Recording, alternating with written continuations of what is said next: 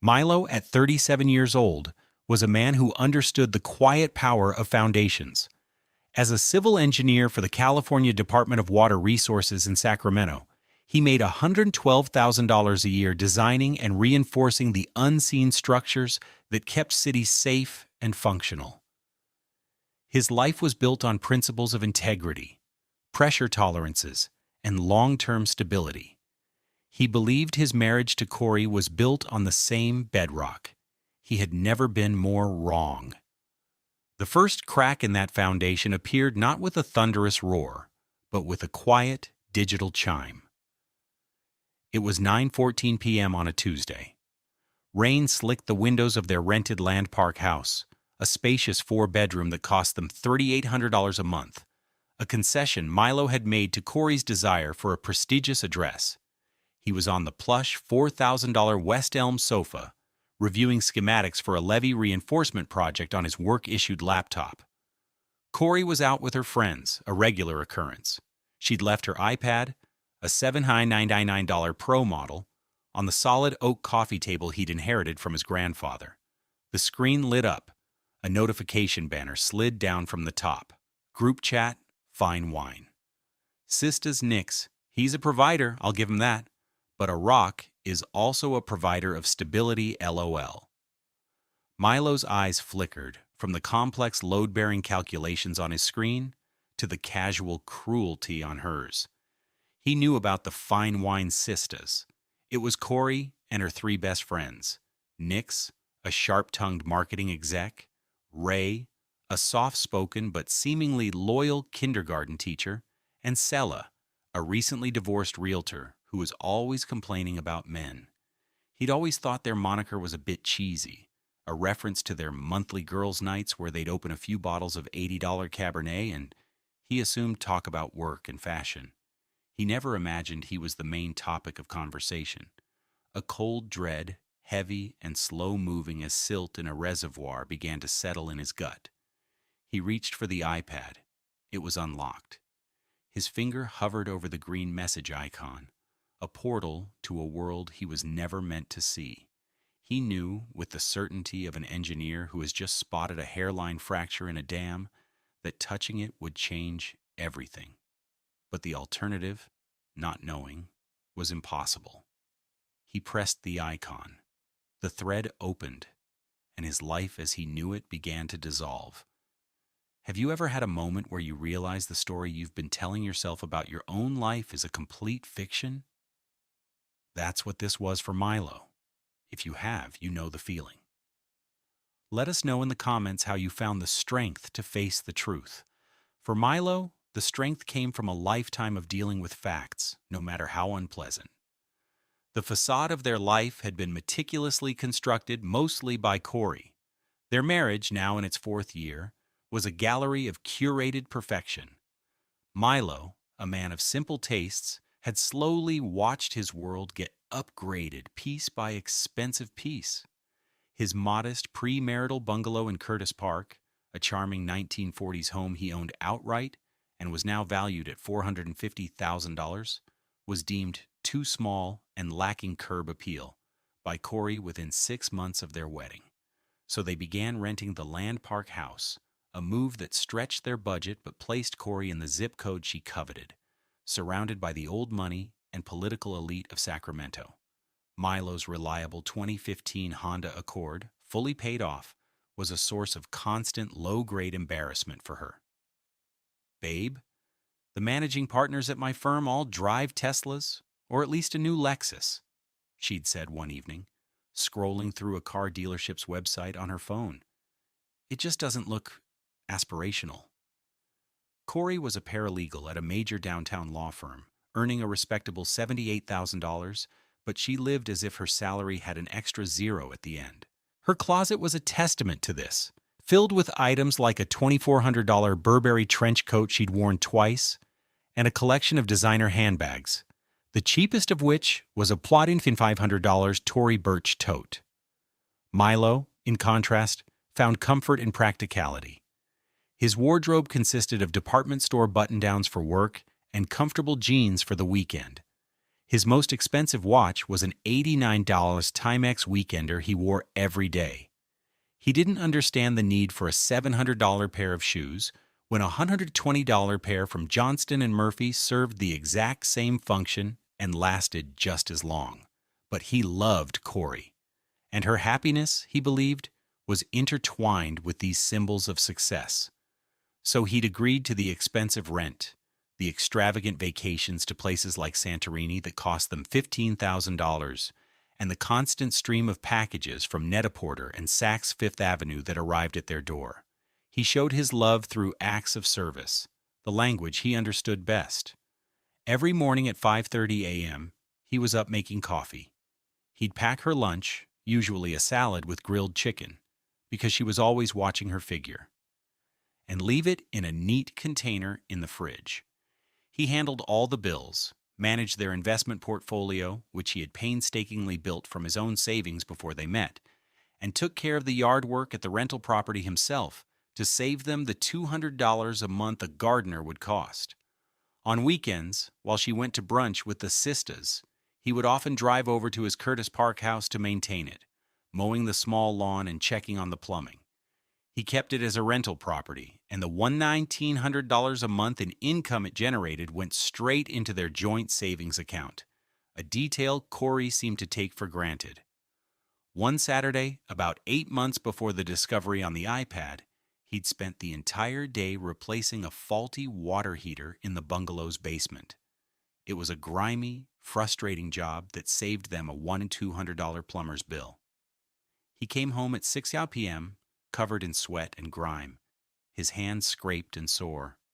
He walked into the kitchen to find Corey, looking stunning in a new silk dress that he knew must have cost at least $500, sipping a glass of wine. She wrinkled her nose as he approached. "Oh, honey, you smell like a construction site. Please go shower before you track that all over the new rug." The rug was a $3,000 Persian antique she'd bought the week before. There was no "how did it go?" or "thank you for saving us money." Just a dismissive wave toward the stairs. He remembered standing there for a moment, the ache in his back suddenly sharper, feeling less like a husband and more like a handyman. He had chalked it up to her being stressed from work. He had made an excuse for her, as he so often did. He showered, changed into clean clothes, and then made them dinner. He had no idea that later that night she would be texting her friends. Milo came home smelling like a sewer. Sometimes I wonder if I married a man or a wrench. These were the scenes that played in his mind in the years to come, the moments of domestic normalcy that were, in retrospect, dripping with condescension. He remembered an evening 2 years prior, celebrating his promotion at work. It came with a significant raise, bringing him over the 6-figure mark for the first time. He was proud. He had worked tirelessly for it. He took Corey to Ella Dining Room and Bar, one of Sacramento's finest restaurants. The bill came to over $400. Corey had been pleasant enough, but on the drive home, she'd sighed. "It's just, $100,000 isn't what it used to be, you know? My boss's husband just cleared 7 figures on his bonus alone." The joy of his achievement evaporated, replaced by a familiar, sinking feeling of inadequacy. He was a solid, dependable provider, but he was beginning to realize that for Corey, he would never be enough. He was a sturdy foundation, but she wanted a glittering facade, and the foundation was starting to crack under the weight of her ambition. The iPad felt cold and unnervingly light in Milo's hands. The rain outside had intensified, beating a frantic rhythm against the glass. He tapped the green icon, and the Fine Wine Sisters group chat filled the screen. It was a 6-month-long scroll of casual, intimate betrayal. He started at the top, from a conversation dated 6 months and 3 days ago, and began to read. His engineering mind, trained to find patterns and structural weaknesses, saw one immediately. A consistent, pervasive pattern of disrespect directed squarely at him. Corey, 6 months ago. Ugh, anniversary dinner tonight.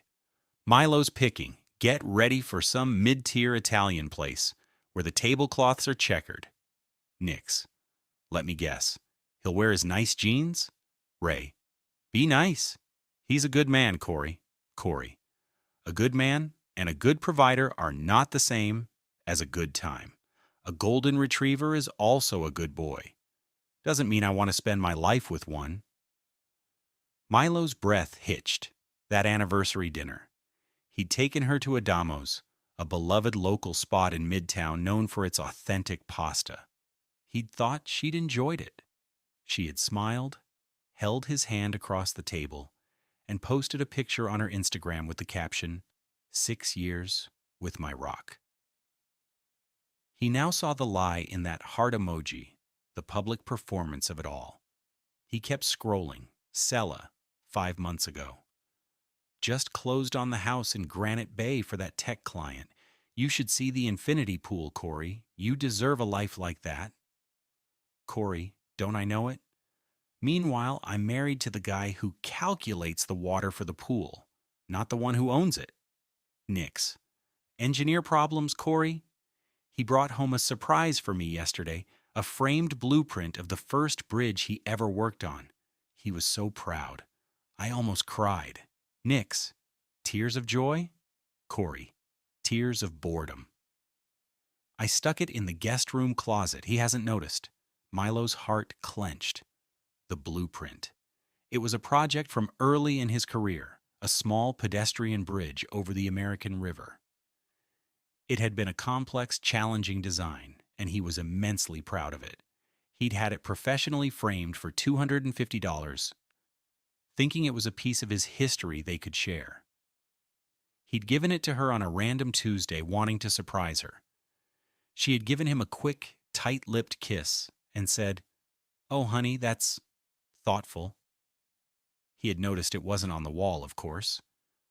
When he'd asked, she'd waved a hand dismissively and said, "I'm just trying to find the perfect spot for it." The perfect spot, it turned out, was a dark closet behind a stack of old towels. The outrage was a slow, rising tide inside him. It wasn't a hot, explosive anger. It was cold and heavy, a pressure building behind his eyes. He scrolled past weeks of petty complaints, his taste in music. He put on Earth, Wind, and Fire. Is he 70? His cooking, more chicken and rice. It's like he thinks flavor is a sin. His friends, they're all so normal. They talked about home insurance for 20 minutes. Each message was a small cut, and he was looking at hundreds of them. Then he got to the thread from 3 weeks ago. It was about a weekend trip they'd taken to Lake Tahoe. He had booked a cozy, $400 a night cabin, thinking it would be romantic. Corey, 3 weeks ago, survived the weekend in the rustic cabin. Rustic is just code for no room service and bad Wi-Fi. Ray. But the pictures you posted looked beautiful. The lake was so blue. Corey. The pictures were filtered. The reality was Milo in a flannel shirt trying to build a fire for 2 hours. It was like watching a caveman discover technology. Sella. At least he's handy. My ex couldn't even change a light bulb. Corey. He's handy with a pipe wrench. Not so much anywhere else. Nix. Oop. Spill the tea. A sick feeling churned in Milo's stomach. He knew where this was going. The screen seemed to glow with a malevolent light. Corey. It's just uninspired. Like everything else. He does the job, punches the clock, and that's it. There's no passion, no creativity. Nix. So on a scale of 1 to 10? Corey. Generously? A 3. And that's only if he's had a glass of wine. Corey. 310 in bed, lol. The 3 numbers and 1 word hit him like a physical blow. 310. It was the clinical, dismissive cruelty of it that hollowed him out. The low L at the end, a digital giggle, was the final twist of the knife. He wasn't just a disappointment, he was a joke. His intimacy, his vulnerability, his very manhood had been reduced to a numerical score and served up for her friend's amusement. He felt a profound, soul-deep humiliation. He looked around the beautifully decorated living room, at the $3,000 rug and the $4,000 sofa, and saw it all for what it was, a stage set for a play in which he was the unwitting fool. He read Nix's reply from that same night, the one that had appeared on the iPad screen just minutes ago. He's a provider, I'll give him that. But Iraq is also a provider of stability, LOL. And then Corey's response, sent just 5 minutes before he'd picked up the device. Corey, exactly. He's my 401k with legs, stable, reliable, and boring as hell. But a girl's got to secure the bag before she can have real fun. My 401k with legs. The phrase echoed in the sudden, ringing silence of the room. All his hard work, his careful planning, his sacrifices, they weren't for their future together. They were for her future. He was not a partner. He was an asset to be leveraged. He was not a husband. He was a stepping stone. The cold dread that had been pooling in his guts solidified into something hard and sharp: resolve. He methodically took his iPhone from his pocket. He angled the iPad screen under the light of the $350 Pottery Barn floor lamp. And with steady hands, he began to take screenshots, one after another. He captured every cruel word, every dismissive joke, every financial calculation. He documented the date, the time, and the sender of every single message. He was an engineer, and he was gathering data. He was building a case. The foundation of his marriage had crumbled, and now he would begin the demolition. The discovery was a silent detonation in the center of his life. It was 9:17 p.m. on Tuesday, October 26th. The exact location was the navy blue West Elm sofa in the living room of their rented home at 1554 11th Avenue in Land Park, Sacramento. The air smelled of the rain outside, and the faint, lingering scent of the diptyque baize candle Corey insisted on burning, a $70 luxury that now seemed like a mockery. Milo's heart was hammering against his ribs, a frantic, trapped thing. He could feel the blood pulsing in his ears, a low thrum that drowned out the sound of the storm.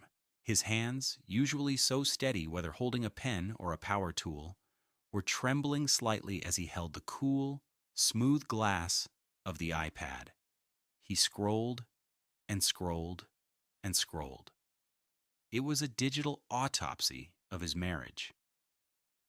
The screen was bright in the dimly lit room, casting a pale, ghostly light on his face, illuminating the shock in his deep brown eyes. Each message was a fresh wave of nausea. He saw his own earnest text messages to Corey. Have a great time with the girls tonight. Love you. Sandwiched between her derisive commentary about him. The juxtaposition was dizzying. He was living in one reality, a world of love and partnership, while she was broadcasting from another, a world of contempt and social climbing. He felt a sudden, visceral need for air. He stood up, the iPad still in his hand, and walked to the large picture window. He looked out at the rain-lashed street, the manicured lawns and stately million-dollar homes of Land Park. This was her dream, this expensive, curated world, and he was just the engine funding it. He saw his reflection in the dark glass, a tall, strong black man, his locks tied back neatly, his face a mask of disbelief. The man in the window looked like a stranger. The man he thought he was, a loved and respected husband, had just been vaporized. His mind, analytical and precise, started to compartmentalize.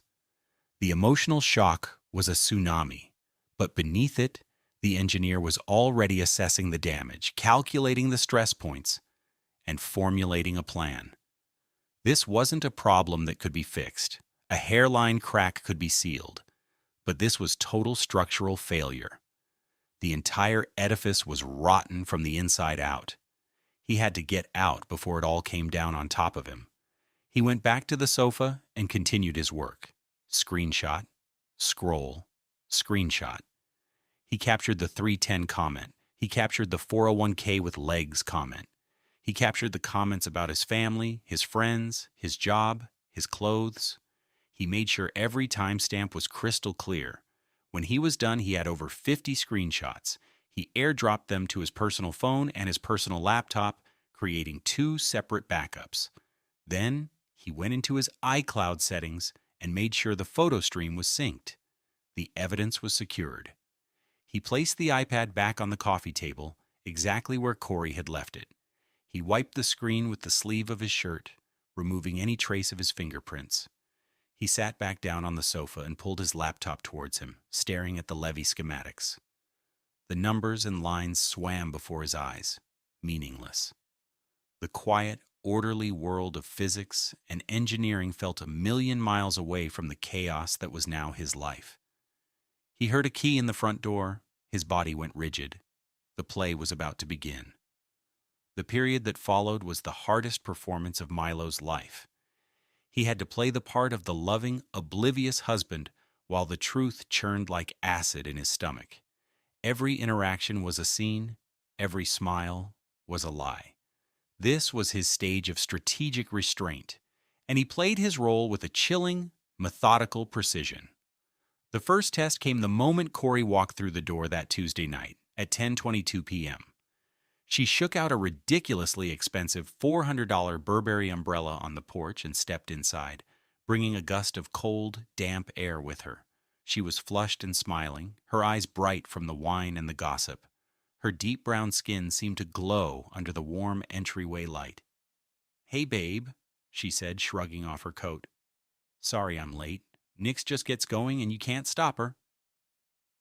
She walked over and leaned down to kiss him. Her lips were cold, and they tasted of the Cabernet she'd been drinking. Milo forced himself not to recoil. He tilted his head and met her kiss, a brief, dry press of lips. It felt like kissing a stranger. "No problem," he said, his voice a marvel of calm. "Did you have a good time?" "The usual," she said, waving a hand. "Sella is complaining about her ex. Ray is worried about one of her students. And Nix is plotting world domination." She laughed, a light, tinkling sound that now sounded like shattering glass to him. "What did you do? Just work?" "Just work," he confirmed, gesturing to the laptop. "Finalizing the report on the Folsom Dam spillway gates." "Sounds thrilling," she said, her tone laced with the faint, familiar condescension he was now hyper-aware of. She patted his shoulder. "Well, I'm exhausted.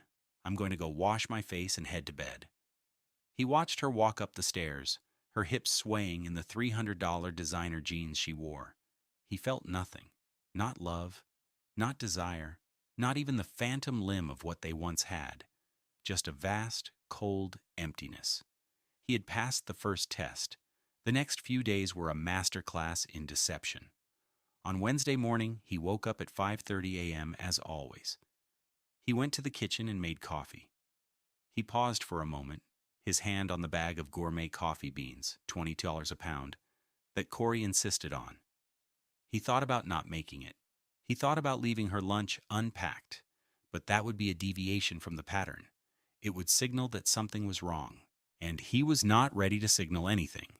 So he ground the beans, brewed the coffee, and packed her usual salad. He was an actor sticking to his script. That evening, she came home excited. "Babe, guess what? The firm's annual gala is next month, and I need a new dress. There's a stunning Oscar de la Renta gown I saw online. It's a bit of a splurge." He knew what a bit of a splurge meant in Corey's language. It meant 4 figures.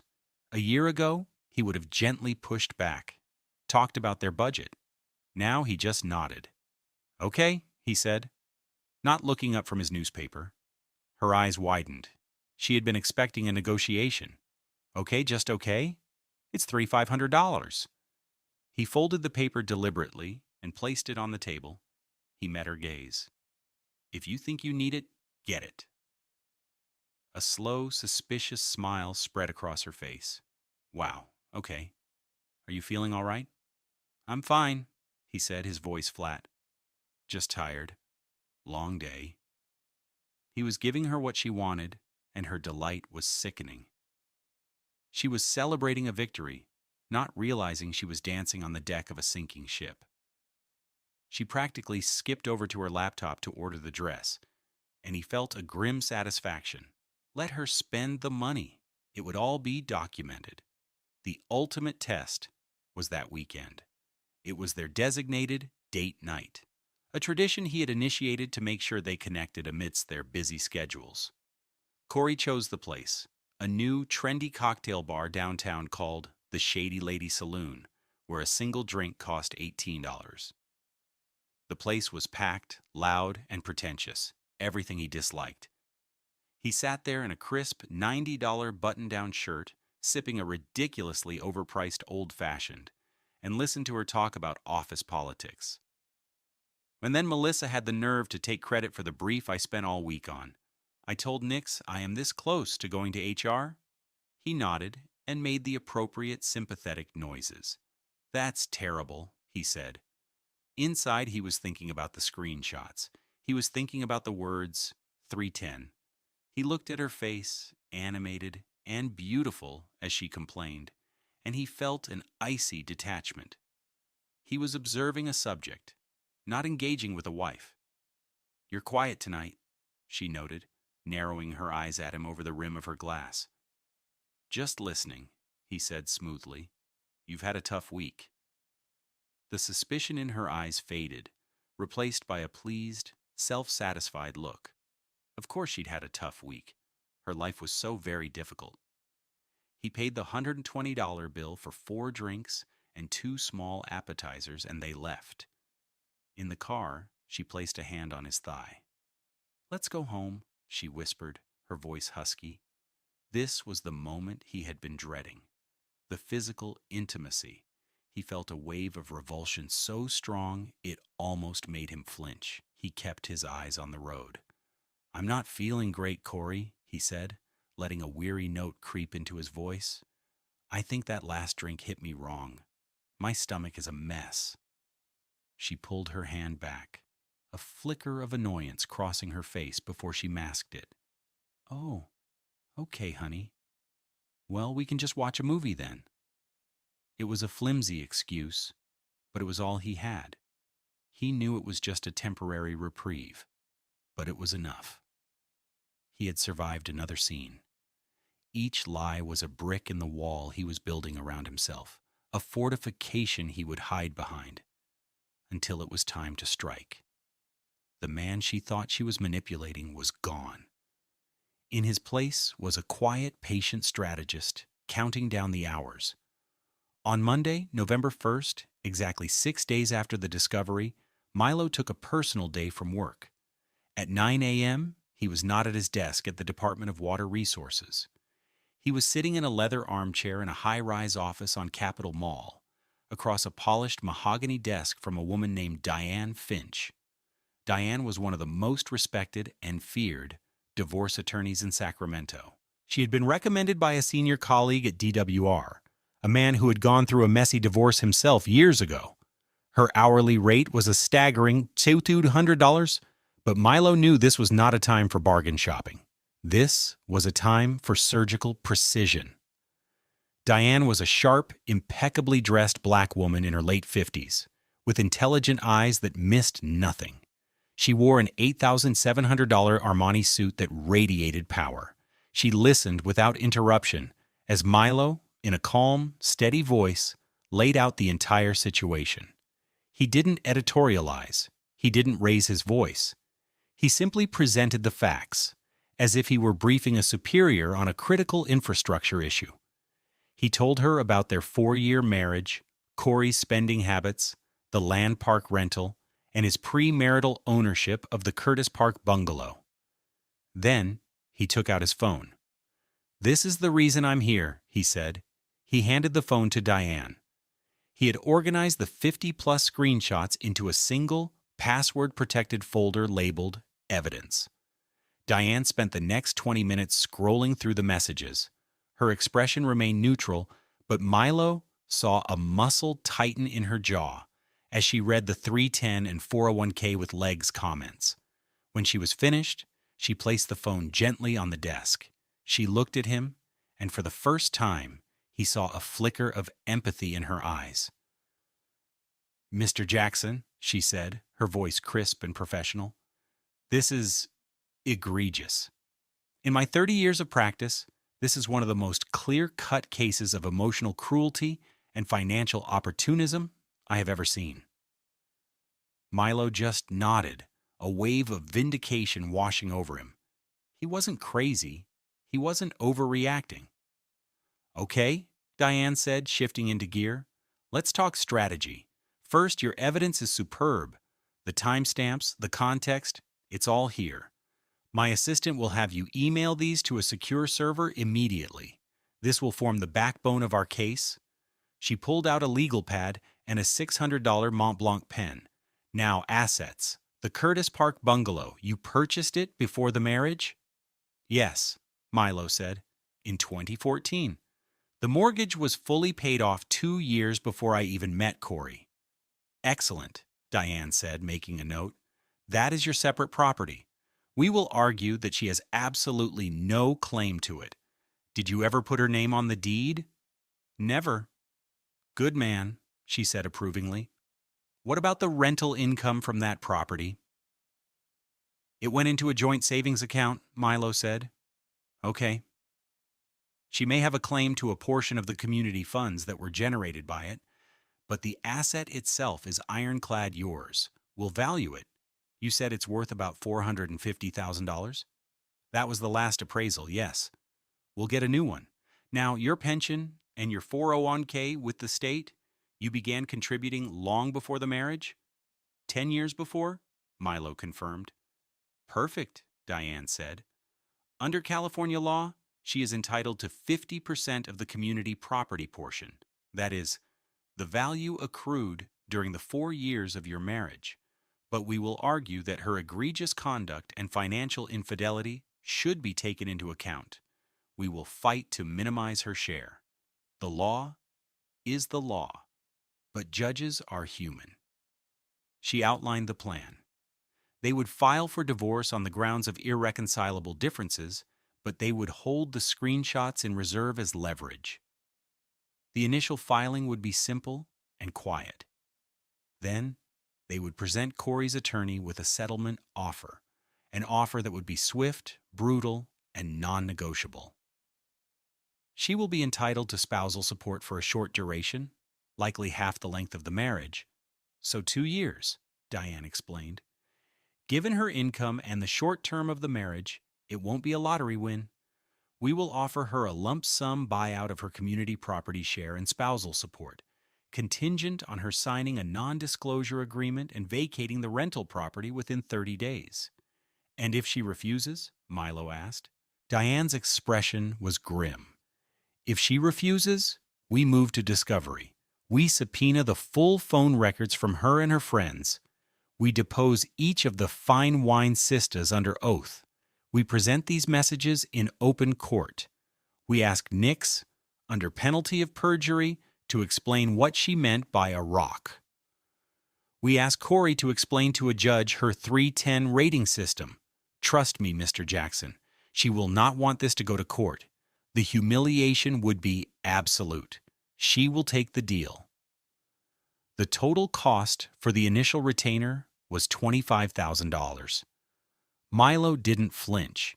He transferred the money from his personal savings account, an account Corey didn't know existed, where he'd been stashing his overtime pay for years, right there in Diane's office.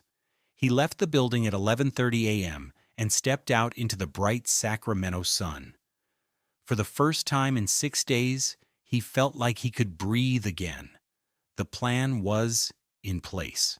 The pieces were moving. He was no longer a victim. He was a man with a strategy, and a very, very good lawyer. The demolition was scheduled. The strike was set for Sunday.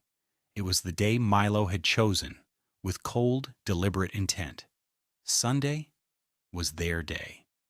It was the one day of the week they consistently spent together, a quiet domestic ritual before the start of a new week.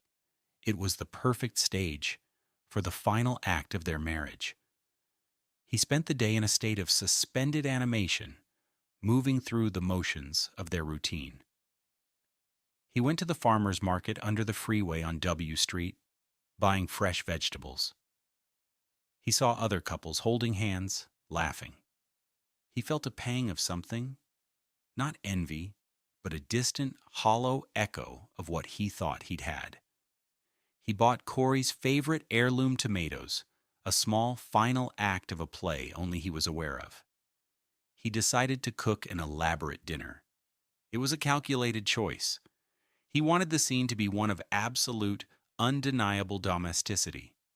He was preparing a meal he had made for her on their second date: braised short ribs, creamy polenta, and roasted asparagus. The smell filled the expensive land park house, a rich, comforting aroma that was a complete lie. As he cooked, he was calm, utterly, unnervingly calm. The engineer in him had taken over. This was a controlled demolition. All variables had been accounted for. At 6:45 p.m., Corey came downstairs. She was wearing a casual but expensive-looking lounge set from Aritzia that cost $180. She had a glass of wine in her hand. She smiled when she saw the feast laid out on the dining room table, set with the good plates, the $400 set from Crate and Barrel she had insisted on. "Wow, babe," she said, her smile wide and genuine. "What's the occasion? This looks incredible." "No occasion," Milo said, his voice even. "Just felt like cooking." They sat down to eat. The rain from the week before had given way to a clear, crisp autumn evening.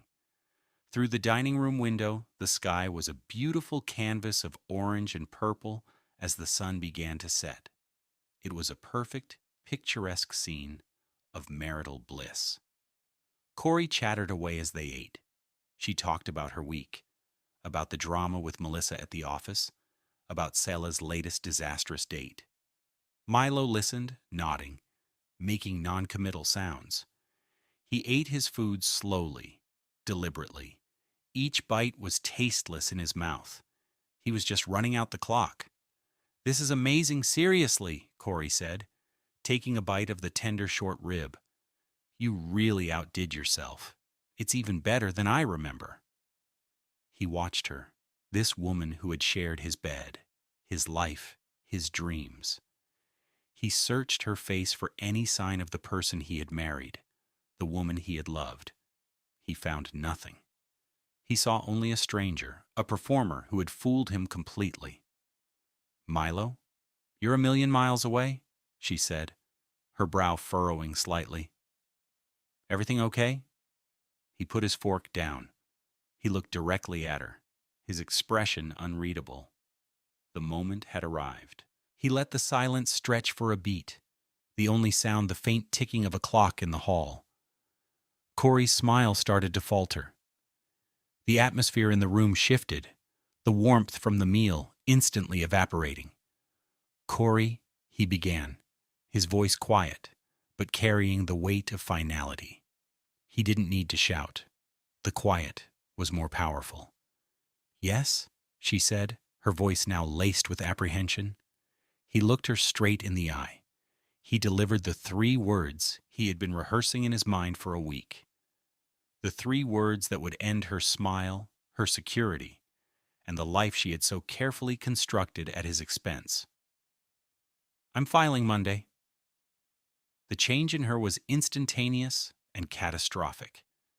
It was like watching a building's facade crumble in slow motion. Her smile didn't just fade, it collapsed.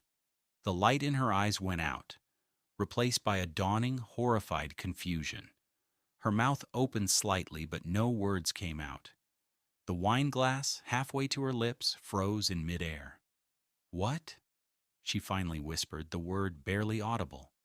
"What are you talking about? Filing for what?"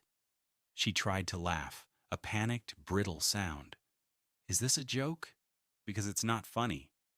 "I'm filing for divorce on Monday morning," he repeated, his voice devoid of any emotion. "My attorney is Diane Finch. You or your lawyer can expect to be served by Tuesday. The name Diane Finch landed like a second blow. Corey knew the name. Everyone in their social and professional circles knew that name. You didn't hire Diane Finch unless you were going for the kill. The blood drained from Corey's face, leaving her luminous deep brown skin looking ashen. "Diane Finch?" she stammered, her voice rising in panic. "Milo, what is this?" "Why? We were having dinner. Everything is fine." "No," Milo said calmly, standing up from the table. "Everything is not fine. But I don't understand. Did I do something?" The feigned innocence was breathtaking. Milo looked down at her, at the wreckage of the woman who had thought him a fool. He felt a profound, weary sadness, but no anger. The anger had burned away, leaving only the cold ash of resolution. He could have shown her the screenshots. He could have screamed and yelled and quoted her own cruel words back at her. He could have asked her to rate the dinner on a scale of 1 to 10, but he didn't. That was what she would have done. That was her style. Dramatic, messy, cruel.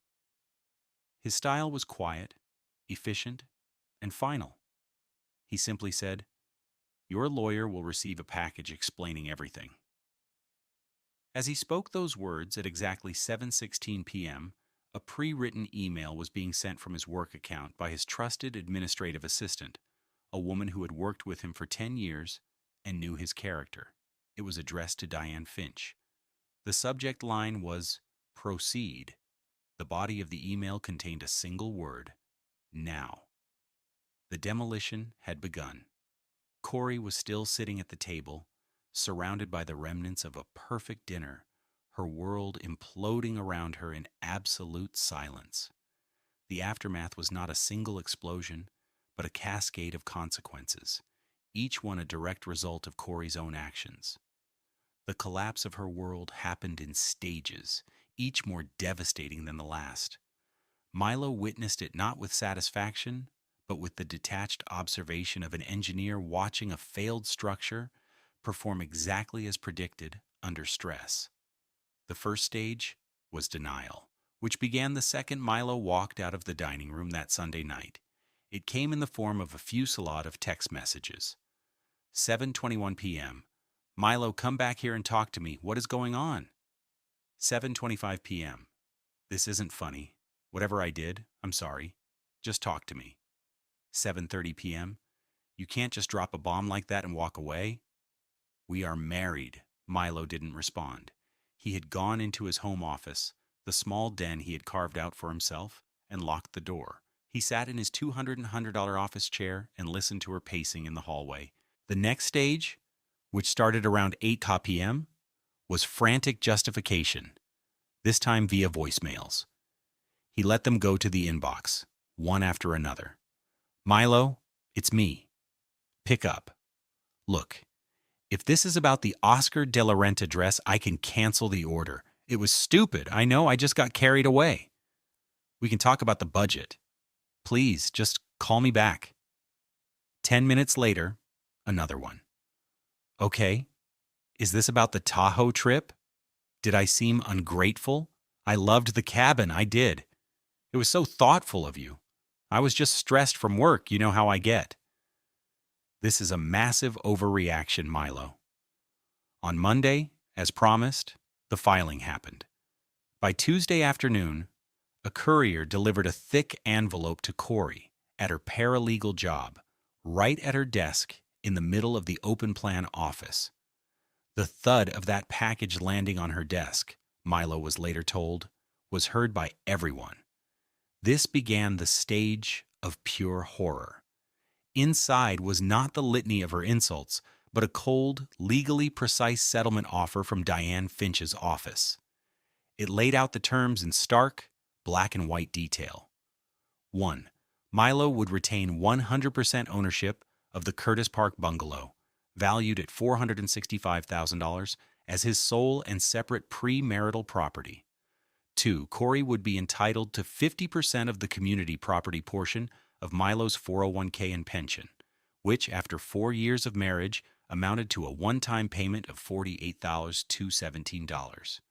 3. In lieu of a protracted battle over spousal support, Milo was offering a one-time, lump sum payment of $50,000, conditional on her acceptance of all other terms. 4. She was to vacate the $3,800 a month land park rental property within 30 days.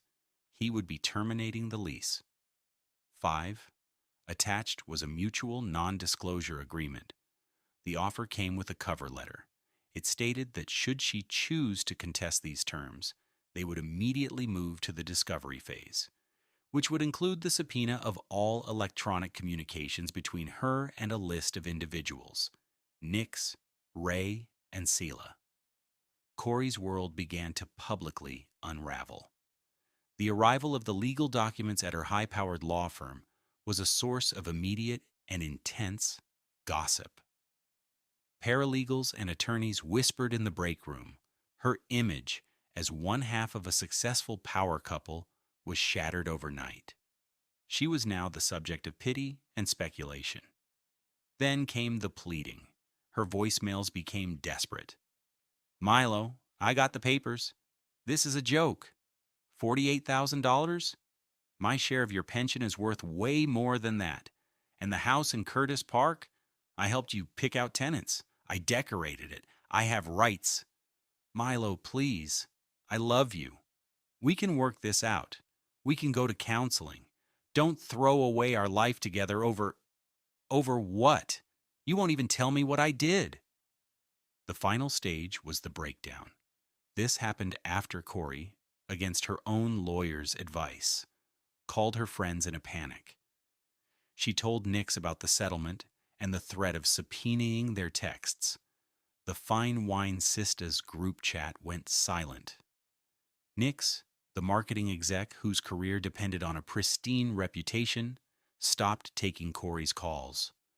Ray, the teacher, sent a single, panicked text saying she couldn't be involved.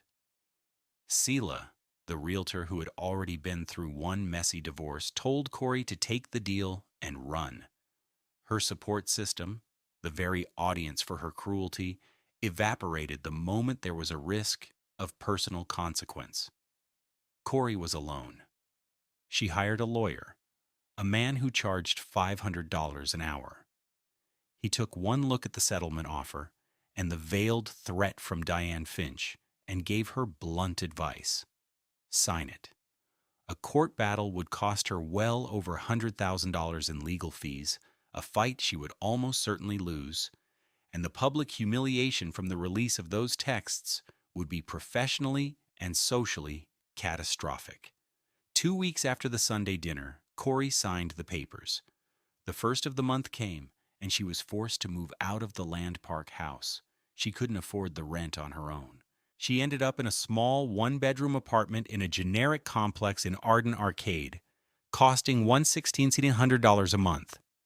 Her $3,500 Oscar de la Renta dress, which had arrived the day after the filing, was returned. Her dream of a life funded by her 401k with legs was over. The total sum she walked away with after paying her own legal fees was just under $80,000.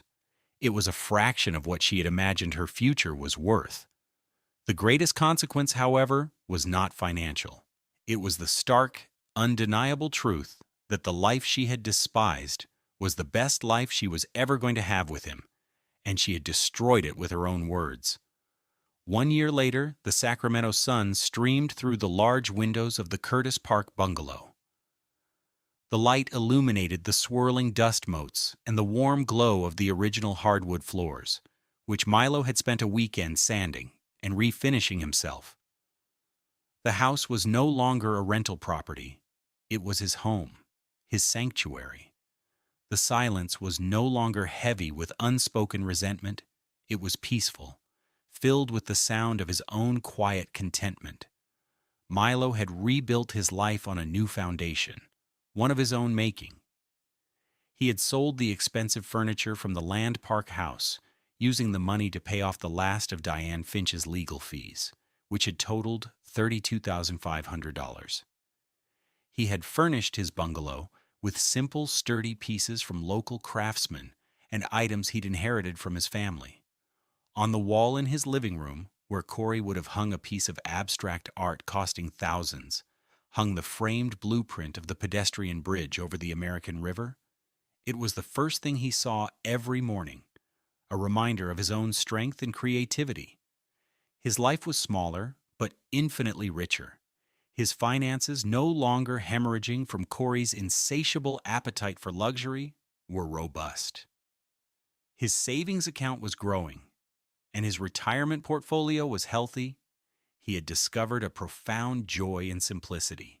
He cooked meals for himself, finding pleasure in the process, without the pressure of a critic waiting at the table.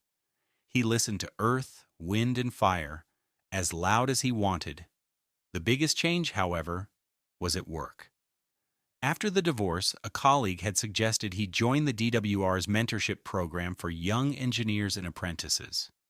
At first, he was hesitant, but he signed up, and it changed his life. He found a deep, abiding purpose in sharing his knowledge with the next generation.